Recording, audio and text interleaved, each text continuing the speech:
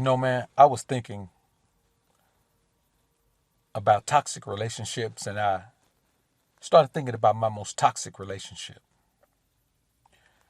And, I say all the time that I've never been a beta male simp mangina for a woman. And that's true. But I have found myself in a beta situation once.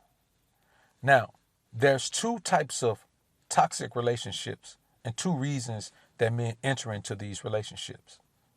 On the one hand, you have the man who enters into this relationship because he was taught and raised and therefore believes in the fairy tale.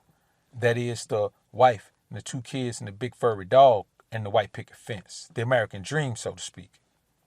And he does that because he believes that exists and he wants it to be a reality in his own life. Then you have the other man who simply does this in an attempt to force himself to fit into a scenario that he knows is not what a man should be doing, and even worse, knows will never work. Let's take a deep dive on this one. But first, let's elevate to a higher plane. Prepare for takeoff.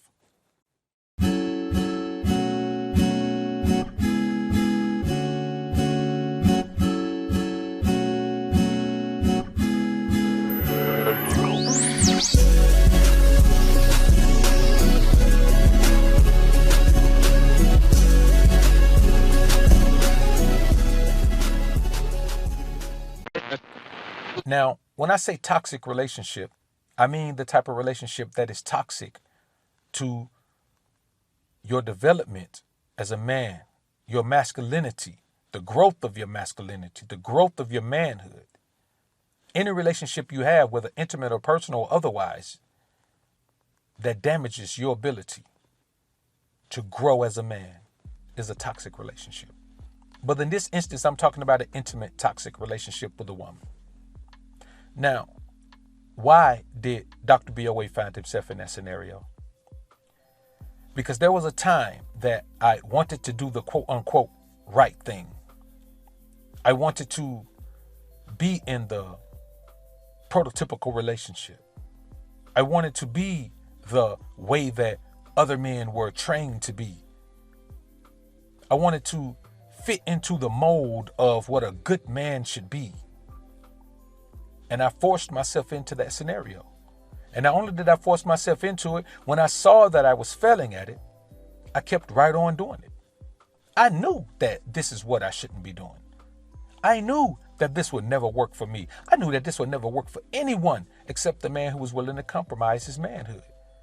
And due to the fact that I wasn't willing to compromise my manhood at all, this situation turned toxic pretty quickly, all things considered. But here's the toxic part. Had nothing to do with the woman. Had nothing to do with any energy she gave me. Had nothing to do with anything other than me, myself, badgering myself. Because I could not be a one-woman man. Telling myself that something was wrong with me because I could not be a monogamous man. Telling myself that something was wrong with me because I wasn't this romantic, overly caring guy who would give a woman a shoulder to cry on, or listen to her problems, or listen to her complain about her past, or any of that. I badgered myself into believing that something was wrong with me. And I know many of you men have done that as well. It took a while for me to look at myself in the mirror and say, the way you are, it's the way you're meant to be. The situation you're in is a situation you're not meant to be in.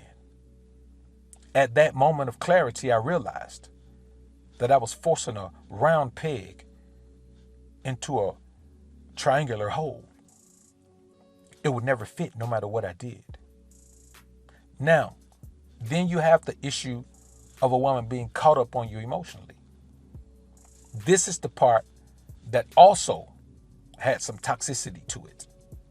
Because I was telling myself that maybe I should try to figure out a way to make this thing work. Because she was already emotionally invested. Based on the fact that I was trying to force something that didn't fit. And that gave her the comfort to further emotionally invest, even though I myself was not emotionally invested at all.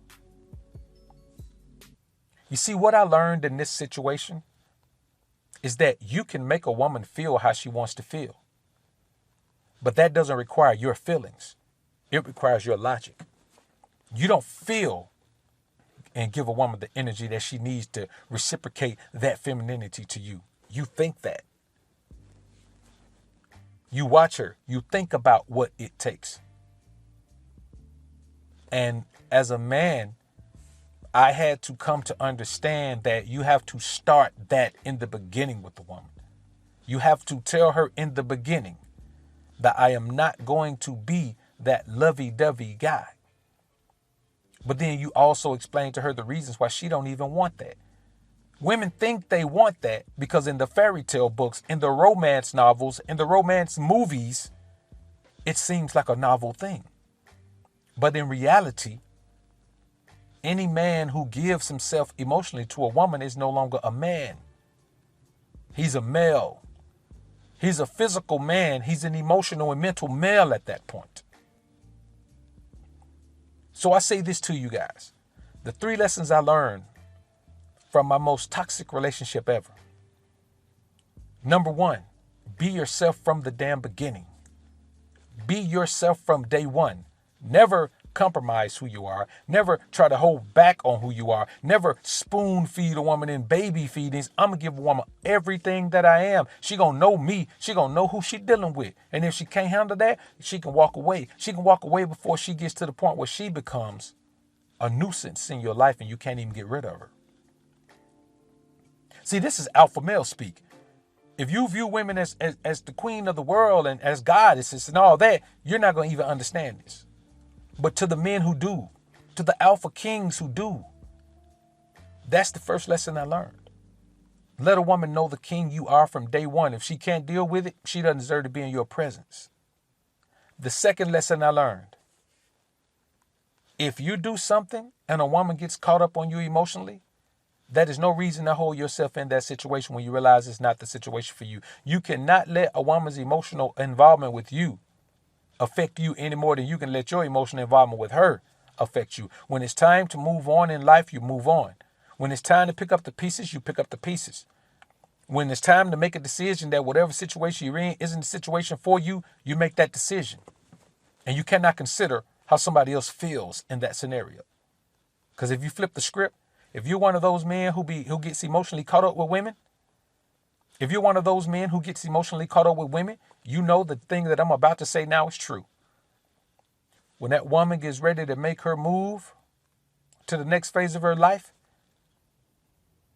she doesn't give a damn about you. She moves on.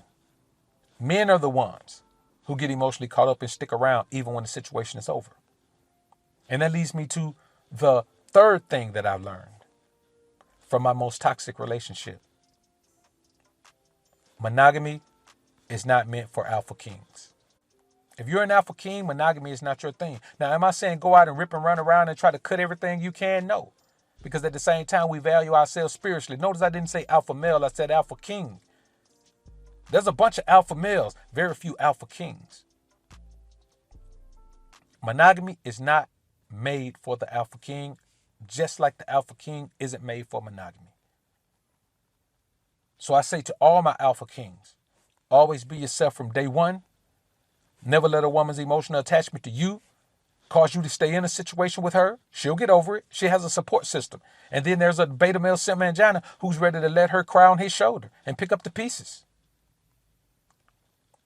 And number 3, and this may be perhaps the most important one, understand that monogamy is not our cup of tea.